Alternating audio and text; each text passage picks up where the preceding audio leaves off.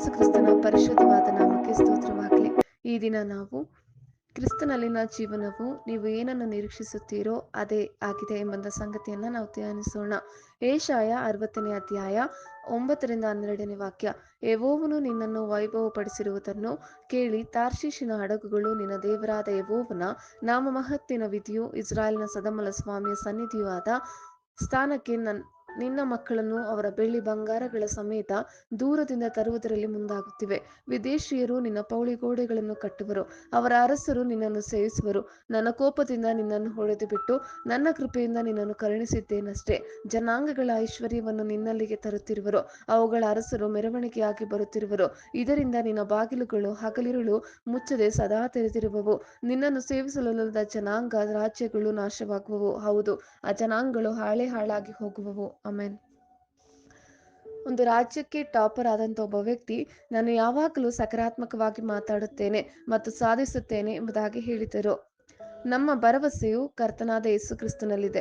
ತಂದೆಯಾದ ದೇವರು ನಮ್ಮ ರಕ್ಷಣೆಯನ್ನು ಯೋಜಿಸಿದಾಗ ಕರ್ತನಾದ ಯೇಸು ಕ್ರಿಸ್ತನು ಯಜ್ಞದ ಕುರಿಮರಿಯಾಗಿ ಈ ಭೂಮಿಗೆ ಬಂದನು. ಯೇಸು ನಮ್ಮ ಪಾಪದ ಶಿಕ್ಷೆಯನ್ನು ತೆಗೆದುಕೊಳ್ಳುವ ಮೂಲಕ ನಮ್ಮ ಪಾಪದ ಕ್ರಯವನ್ನ ಆತನು ತೀರಿಸಿದ್ದನು. ಪರಲೋಕಕ್ಕೆ ಹೋಗುವ ನಮ್ಮ ಏಕೈಕ ಭರವಸೆ ನಮ್ಮ ಕರ್ತನಾದ ಯೇಸು ಕ್ರಿಸ್ತನೇ ಮತ್ತು ಆತ ನಡೆಸಿದ ಕಾರ್ಯದಲ್ಲಿ ನಮ್ಮ ಒಂದು ನಿರೀಕ್ಷೆ ಕಂಡುಬರುತ್ತದೆ. ಆಮೆನ್. ಕ್ರಿಸ್ತನು ಮರಣವನ್ನು ಜಯಿಸಿದ್ದರಿಂದ ನಮಗೆ ನಿತ್ಯ ಜೀವಿತ ಭರವಸೆ ಇದೆ. ದೇವರು ಸೈತಾನನ ಮೇಲೆ, ಮರಣದ ಮೇಲೆ ಮತ್ತು ನರಕದ ಮೇಲೆ ಜಯಗೊಳಿಸಿದನೆಂದು ಅದು ನಮಗೆ ವ್ಯಕ್ತಪಡಿಸುತ್ತದೆ. ಇದು ನಮ್ಮ ನಿರೀಕ್ಷೆ ಮತ್ತು ಇದೇ ನಿಮ್ಮ ನಿರೀಕ್ಷೆಯೂ ಆಗಿದೆ. ದೇವರು ನಮಗೆ ನೀಡಿದ ವಾಗ್ದಾನಗಳಲ್ಲಿ ನಮ್ಮ ನಿರೀಕ್ಷೆ ಕಂಡುಬರುತ್ತದೆ. ಅದು ಪಾಪದಿಂದ ಬಿಡುಗಡೆ ಹೊಂದಿದ ನಿರೀಕ್ಷೆಯಾಗಿದೆ. ಆಮೆನ್. ಹಲ್ಲೆಲೂಯಾ. ಯೆಹೋವನೇ ನಮ್ಮ ನಿತ್ಯ ಪ್ರಕಾಶವಾಗಿರುವನು. ಏಷಾಯ 60ನೇ ಅಧ್ಯಾಯ 20-22 ವಾಕ್ಯ.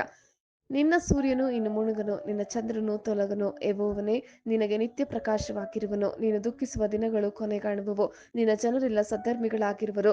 ನನ್ನ ಪ್ರಭಾವಕ್ಕೋಸ್ಕರ ನಾನು ನೆಟ್ಟ ಸಸಿಯಾಗಿಯೂ ನನ್ನ ಕೈ ಸೃಷ್ಟಿಸಿದ ಪ್ರಜೆಯಾಗಿಯೂ ದೇಶವನ್ನು ಸದಾ ಅನುಭವಿಸುವರು. ಚಿಕ್ಕವನಿಂದ ಒಂದು ಕುಲವಾಗುವುದು, ಅಲ್ಪನಿಂದ ಬಲವಾದ ಜನಾಂಗವಾಗುವುದು. ಯೆಹೋವನೆಂಬ ನಾನು ಕ್ಲುಪ್ತ ಕಾಲದಲ್ಲಿ ಇದನ್ನು ಬಲು ಬೇಗನೆ ಉಂಟು ಮಾಡುವೆನು. ಆಮೆನ್. ಯೇಸು ಕ್ರಿಸ್ತನ ಕೃಪೆ ನಿಮ್ಮೆಲ್ಲರೊಂದಿಗಿರಲಿ.